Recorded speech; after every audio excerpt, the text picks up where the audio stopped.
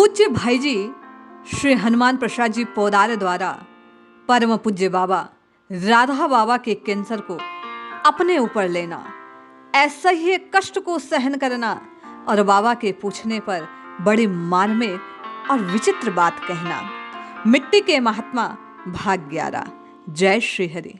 गोरखपुर पहुंच जाने पर न जाने क्यों पूज्य बाबा के मन में ये विचार आया कि जितने भी बगीचे में काम करने वाले कर्मचारी सेवक गण आदि है उनको भोज कराया जाए। हमेशा वे सबकी यथाशक्ति और सच्चे मन से सेवा करते हैं। आज बाबा के मन में उनके प्रति सच्ची श्रद्धा और भावना आई, वे उन्हें सम्मान देना चाहते थे। पूज्य भाई जी की पुत्री को जब बाबा की इस इच्छा का पता लगा तो वह तत्काल पूज्य बाबा की इच्छा को पूरित करने के लिए व्यवस्थाओं में जुट गई। पूज्य भाई जी को जब ज्ञात हुआ तो उन्हें भी कोई ऐतराज नहीं। वे कहने लगे, बाबा का मन है तो माने का ऐतराज, कोई ऐतराज को नहीं। ये कहा उन्होंने और तुरंत स्वीकृति दे दी। आनन फानन में भोज की तैयारियां होने लगी। निश्चित दिवस पर बगीचे और कार्यालय के सभी सेवा कर्मियों को बाबा की कुटिया के सामने बिठाकर भोजन कराया गया। पूज्य भाई जी, उनकी पुत्री, उनके दामाद, अन्य अधिकारीगण सब उन्हें भोजन परोसने का कार्य कर रहे थे। प्रारंभ में तो सभी कर्मचारियों को थोड़ा संकोच अनुभव हुआ, सेवा लेने में आनाकानी करने लगे, लेकिन बाद में परस्पर निकटता के भाव और प्रेम के प्रदर्शन से वातावरण बड़ा अच्छा सा हो गया। वर्षों से जो लोग सेवा कर रहे थे आज सब मिल उनकी सेवा कर रहे हैं। उन्हें भी अच्छा लग रहा। एक दिन ही सही स्थान का परिवर्तन हो गया, सेवक के पद से वे मुक्त हो गए। जल्दी ही भोजन आदि का कार्यक्रम संपन्न हुआ और अगले दिन ब्राह्मणों के भोज का जो कार्यक्रम था, जो बड़े स्तर पर होने वाला था, इस कार्यक्रम से भिन्न था, उसकी तैयारियां होने लगी। दूसरे दिन सर्वप्रथम जो ब्राह्मण आए उन्हें आसन पर बैठाया गया और चरणों के धोने का कार्यक्रम था। सभी ब्राह्मण पंक्ति से बैठे थे।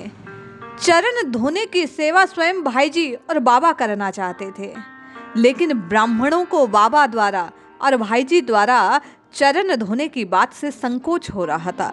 वे तैयार नहीं हुए। इसलिए गीता वाटिका में रहने वाले एक सज्जन जिनका नाम मोती जी था, जो बरसों से यहीं रह रहे थे, बड़े अच्छे भक्त थे, छोटी सी कुटिया में वर्षों से भगवान का नाम जपते और स्वयं पाकी थे, सब छोड़ छाड़ यहीं रहने लग गए। मोती जी को कहा गया तो मोती जी फूले न समाये और सभी ब्राह्मणों के पैर धोने के लिए आगे आकर खड़े हो गए।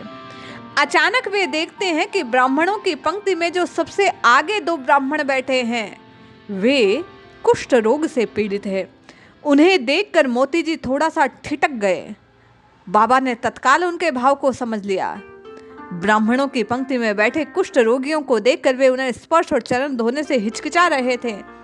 ये सोचकर न जाने थोड़ी देर में कैसे स्वयं को संयमित किया और सहज हो गए और आगे बढ़कर ब्राह्मण देवता के चरण धोने लगे और उस थाली को बाबा के कहने पर दूर रख दिया गया और अन्य ब्राह्मणों के पैर दूसरी थाली में धोए गए। अरे इस थाली को इधर लाओ कहकर बाबा ने थाली तत्काल अपने पास रखवा ली। मोती जी मन ही मन मानो खुश हो गए। पूरी प्रक्रिया हुई, भोजन करा दिया गया, सोल दक्षिणा से सम्मान सबको विदा कर दिया गया।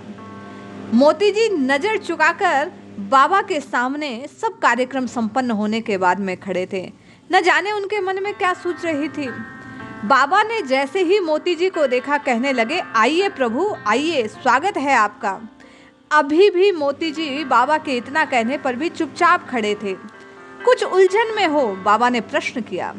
बाबा आप तो सब जानते हैं, इतना कह सके आगे वे कुछ बोले नहीं। थोड़ी देर तो चुप रहे, लेकिन अचानक उनकी नजर, जैसे ही बाबा की नजर उस थाल पर पड़ी जिसमें कुष्ठ रोगी उन ब्राह्मणों के चरण धोए गए थे, बाबा उस थाली को ज्यों का त्यों पड़ा देख भूलवश है ऐसा जान कि अभी तक फेंका नहीं गए, इशारा करने लगे और बाबा के इशारे को मोती जी समझ गए।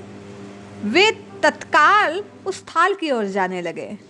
बाबा कहने लगे कि इस जल को मैं पीऊंगा। बाबा की ये बात सुन मोती जी खुद ठिठक से गए।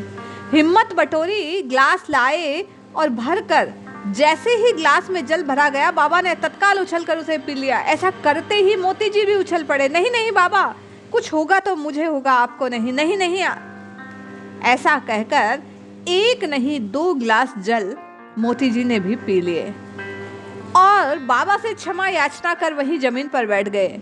कहने लगे, मुझे ज्ञान नहीं रहा कि श्री कृष्ण इस रूप में भी तो आ सकते हैं। उनका चेहरा रुआसा सा हो गया, दृष्टि में भेद हो आया है। बाबा, आप जो सजा देना चाहे मैं उसके लिए तैयार हूँ। बाबा कहने लगे, सजा कैसी? जल पीकर हम आप दोनों शुद्ध हो गए, सारा मन का मैल धुल गया। मोती जी कुछ देर यूं ही खड़े रहे, फिर प्रणाम किया और अपनी कुटिया में चले गए। मुड़कर भी नहीं देखा। बाबा मुड़कर देखते हैं तो प्रतिमा बिटिया, जो बाबा की सेवा किया करती थी, चिम्मन लाल जी के भांजे की पत्नी थी, वर्षों से गीता परिसर में रहती थी। बाबा ने देखा, कहा, बिटिया इस वक्त तुम कैसे आई?